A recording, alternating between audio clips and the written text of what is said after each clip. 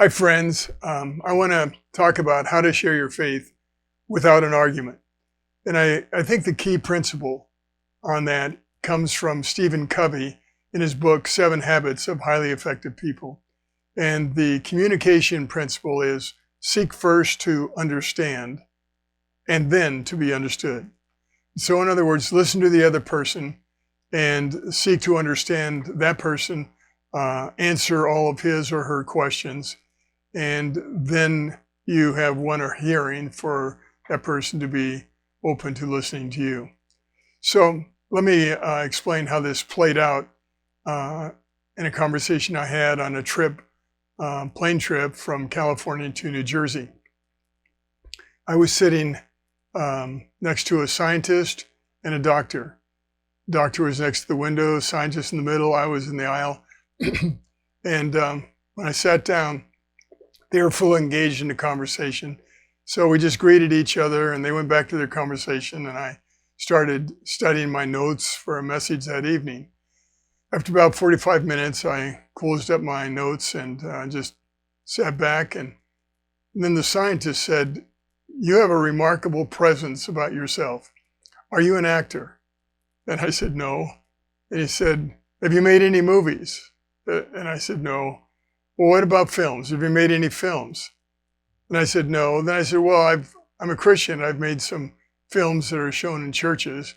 And then they both quickly said, no, we wouldn't have seen that. So I said, "Well, what is your church background?"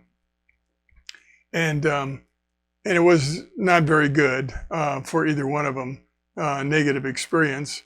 So I said, "Are you at the place in your spiritual life where you know for certain that if you died, you go to heaven?" And both of them thought they would. And then I said, "Suppose you die, you stand before God, and he says, 'Why should I let you into my heaven?' What would you say?" And they both talked about their good life and their good works, and they're good guys. And I said, "Your answer is a good answer, but there's a better one. Let me show that to you." And so I went through the Share Your Faith app and explained that till I got to the point where it says, "Does that make sense to you?" And at that point, the scientist said, "Yes, but I have some questions." He said, "Why do Christians say that the Bible is written by God when it's written by man?" And so I responded to that. He said, "What about all the heathen in Africa who've never heard?" So we talked about that. And then he said, "Well, what about the hypocrites?" That was a big issue for him. And then he continued on with other questions. What if a person receives Christ and then his life doesn't change? Or what if a person goes to the end of his life and then receives Christ just before he dies? He says, that's not fair. And so we talked about all of his questions, and he seemed to be satisfied. And then the doctor said, "I'm on my way to New Jersey to meet my mom, and my mom is dying of cancer, and I don't know what to say to her." So I said, "I have a booklet here. It's a gospel tract. I gave one to each one of them, and then I walked him through it to explain how he could show it to his mom and lead his mom to Christ." And he said, "I can do that, and I'll do that tonight." I said, "But it's hard to impart what you don't possess.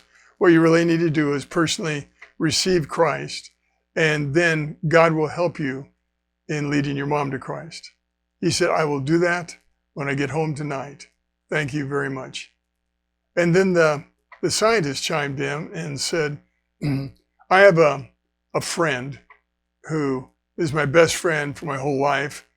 And at 32 years old, about 6 months ago, he died. I was with him when he died. And I'm a scientist, and science can't tell me what happens after a person when they die."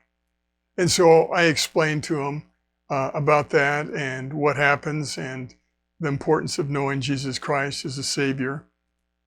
And it's just not mouthing the words. It needs to be from his heart, talking to God's heart and asking forgiveness and Christ to come into his life. And he said that he would do that tonight as well.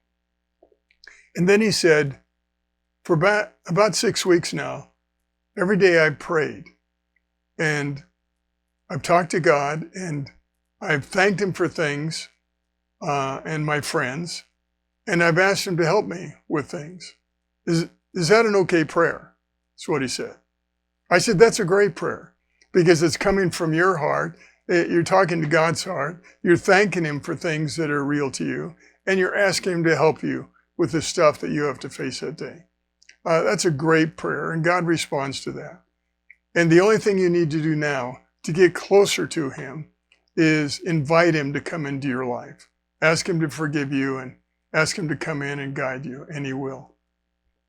And he said, again, I will do that tonight. Remember what I said about the heathen in Africa, how God knows the hearts of every individual. And if a person in his heart is turning to God, then God will move a missionary or a Christian across his path or somehow get the message to him about how he can turn to God and receive Christ. Well, I think that's what God has done right here with the two of you. God knew your hearts, that you are open to him, and he put us together because he's reaching out to you and wants to help you cross the line of faith. And they both resonated with that in their hearts to the point where their mouths dropped open at the same time when they were looking at me. They weren't looking at each other. They were just responding to what I said, and they knew what I said was true. And so I said, yeah, God is reaching out to the two of you and wants you to know how to connect with him and how to receive Christ as your personal Savior. And they said, thank you. And that was the end of our time together because the plane was landing. So we stood up and they said, thank you again. They so appreciated it. We walked down the aisle and we were walking together in the corridor of the airport, and they thanked me again. When we got down to the luggage rack, they picked up their luggage and they thanked me again. God had really touched their lives. So the point is, how do you share the gospel? How do you share your faith without an argument? And the key is to listen to them, to answer their questions, to take care of what's on their heart. Seek to understand and then to be understood. And so they were very open to me when I shared with them how to come to Christ. And both of them promised that they would do that night. I hope this has been helpful for you, friends. If you do not have the Share Your Faith app, be sure and download it today. God bless you.